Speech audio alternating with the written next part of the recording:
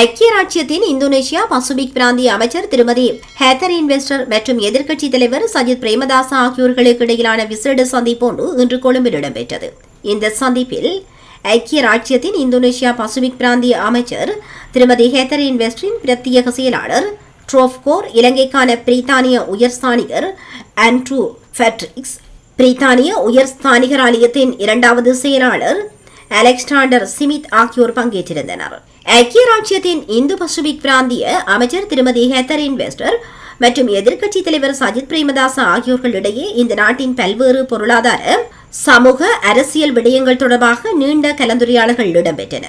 இந்த நாட்டில் நிலவும் பொருளாதார நெருக்கடியிலிருந்து மீள்வதற்கு தேவையான ஆதரவை வழங்குமாறும், சுற்றுலாத்துறை தொடர்பாக ஐக்கிய ராச்சிய மக்களுக்கு விழிப்புணர்வை ஏற்படுத்துவதற்கு தேவையான நடவடிக்கைகளை மேற்கொள்ளுமாறு எதிர்க்கட்சித் தலைவர் இந்த தூதுக்குழுவினரிடம் கேட்டுக் கொண்டார். இச்சந்திப்பில் ஐக்கிய மக்கள் சக்தியை பிரதிநிதித்துவப்படுத்தி பாராளுமன்ற உறுப்பினர்களான கர்ஷன ராஜகருணா, முஜிபுர் ரஹ்மான், காவிந்த ஜெயவர்தன மற்றும் முன்னாள் பாராளுமன்ற உறுப்பினர் எரான் விக்ரமரத்ன ஆகியோரும் கலந்து கொண்டிருந்தனர்.